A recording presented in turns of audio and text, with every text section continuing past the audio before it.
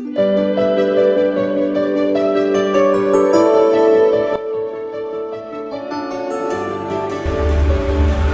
anak-anak kami, selamat pagi semua. Kembali kita di dalam topik pembahasan kita, materi pelajaran kita yaitu doa menurut ajaran Alkitab. Dalam buku cetak di halaman 99 bab 19. Nah, doa menurut ajaran Alkitab. Di dalam Alkitab ada doa yang sangat kita kenal, yaitu doa Bapa kami. Dalam Matius 6 ayat 9 sampai 13, karena itu berdoalah demikian. Bapa kami yang di sorga, dikuduskanlah namamu. Datanglah kerajaanmu. Jadilah kehendakmu di bumi seperti di sorga. Berikanlah pada hari ini makanan secukupnya. Dan ampunilah kesalahan kami, seperti kami juga mengampuni orang yang bersalah pada kami. Dan janganlah membawa kami ke dalam pencobaan. Lepaskan kami dari yang jahat.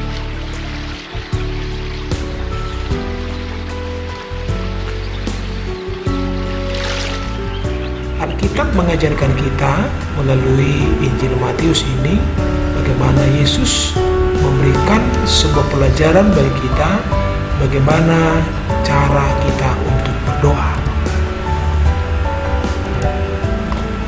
Doa adalah bentuk permohonan yang ditujukan kepada Tuhan, yang di dalamnya mengandung harapan, permintaan, dan puji-pujian.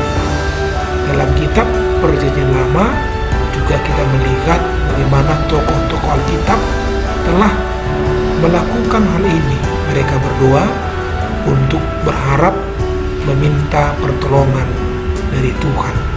Salah satu contoh dalam kitab Mazmur, dalam memuat sekitar 85 doa dan 60 pasal Mazmur berisi doa, dan 14 bagian Mazmur dapat disebut juga adalah doa yang ditujukan kepada Tuhan.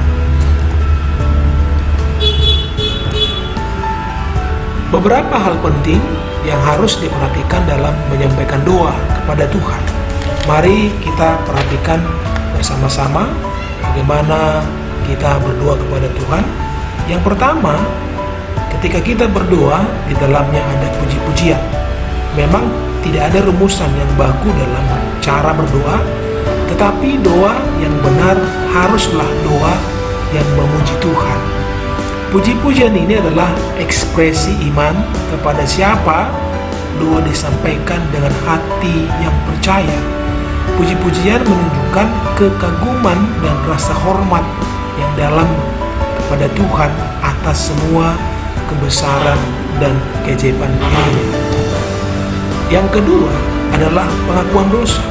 Saat berdoa, Tuhan Yesus mengajarkan bahwa Allah tidak akan mengampuni dosa seseorang jika ia sendiri belum mengampuni orang lain yang bersalah kepadanya.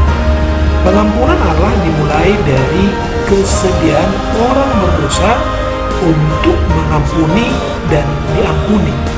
Pengampunan ini menempatkan orang berdosa dalam hubungan penyelamatan sehingga dapat menyampaikan doa kepada Tuhan. Yang ketiga adalah di dalam doa ada pengucapan syukur.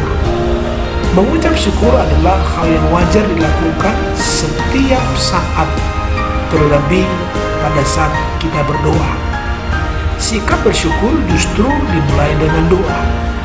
Dalam doa, pengakuan syukur diucapkan, dan dalam tingkah laku pengakuan syukur juga itu bisa dilakukan. Bersyukur adalah berterima kasih atas segala berkat dan pemeliharaan Tuhan dan segala hal yang kita terima, baik dan suka maupun duka, senang maupun bahagia, sakit maupun sehat. Untuk itu, ucapan syukur adalah hal yang wajar dan wajib dilakukan orang berdosa kepada Tuhan karena kita telah diselamatkan. Yang keempat adalah permohonan. Permohonan adalah doa atau permintaan dan harapan yang disampaikan kepada Tuhan. Apapun yang dimohonkan dan diharapkan dari Tuhan, hal terpenting yang harus disadari adalah segala keputusan itu diserahkan kepada kehendak Tuhan. Permohonan doa disampaikan atas dasar keyakinan bahwa apa yang dilakukan dan dikehendaki oleh Tuhan itulah yang terbaik bagi manusia, sekalipun mungkin tidak sesuai dengan apa yang diharapkan, karena Tuhan tahu persis apa yang pantas dan yang baik untuk umat-umatnya. Di dalam berdoa, ada cara berdoa yang benar yang harus kita lakukan, karena kita melihat ada banyak orang berdoa dengan cara yang tidak benar, atau mungkin mereka tidak tahu bagaimana cara berdoa yang benar. Saya akan menyampaikan ada 6 bagaimana cara berdoa yang benar. Yang pertama adalah tekun. Tekun berarti mintalah maka kamu akan diberikan kepadamu, carilah maka kamu akan mendapatkannya, ketoklah maka pintu akan dibukakan bagimu.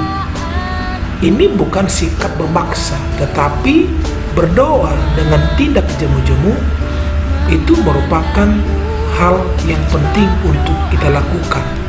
Seperti perumpamaan atau Yesus bagaimana berdoa dengan tidak jemu-jemu dan akhirnya doanya dijawab oleh Tuhan. Yang kedua, cara berdoa yang benar adalah berdoalah dengan tidak pamer. Tuhan Yesus dengan keras mengecam orang-orang yang berdoa di tepi jalan agar terlihat orang lain lebih rohani daripada yang lain. Doa adalah persekutuan pribadi dengan Allah. Tetapi jika engkau berdoa, masuklah kamarmu, tutuplah pintu, dan berdoalah kepada Bapamu yang ada di tempat tersembunyi. Maka Bapamu yang melihat yang tersembunyi akan membalasnya kepadamu. Demikian dalam Injil Matius 6 ayat 6. Yang ketiga, tidak bertele-tele. Bertele-tele adalah kebiasaan orang yang tidak mengenal Allah. Mereka menyangka jika banyak kata-kata yang diucapkan dan indah-indah kalimat yang disampaikan akan membuat doa itu dikabulkan Tuhan. Justru tidak. Jadi berdoalah bukan dengan cara bertele-tele.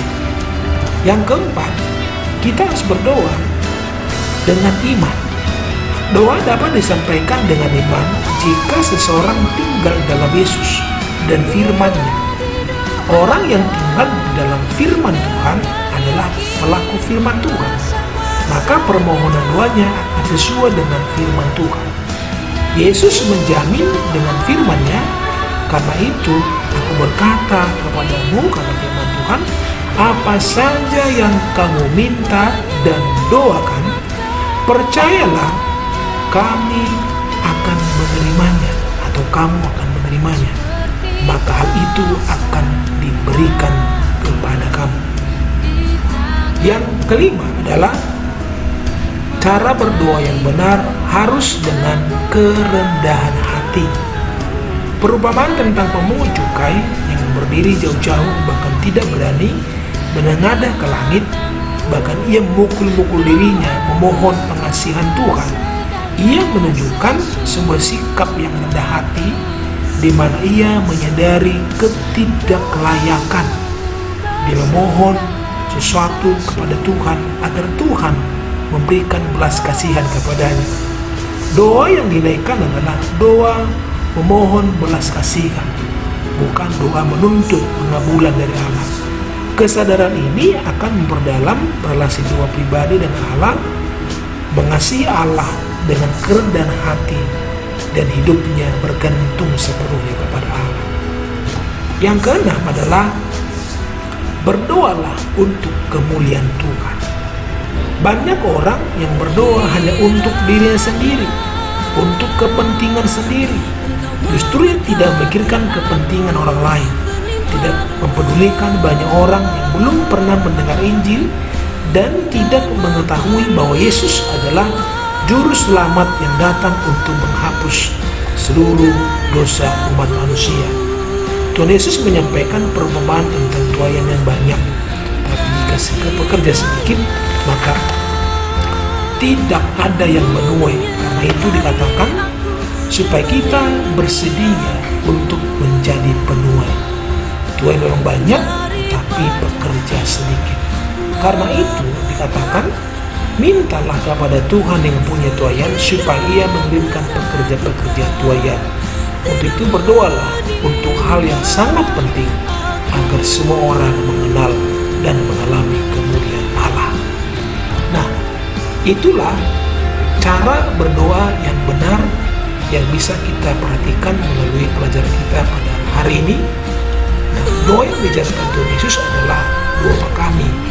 Doa ini biasanya disebut doa yang paling sempurna. Doa ini adalah contoh doa yang diberikan Yesus sebagai dasar, sebagai doa yang benar, sehingga diberikan beberapa kali kepada murid-muridnya agar mereka menyampaikan doa dengan cara dan dasar yang benar seperti yang diajarkan oleh Tuhan Yesus. Kiranya kita semuanya menjadi orang-orang yang berdoa dengan cara yang benar. Bagaimana kita berdoa dengan hati yang tulus, dengan kerendahan hati, dengan ketekunan, dengan tidak pamer dan bertele-tele.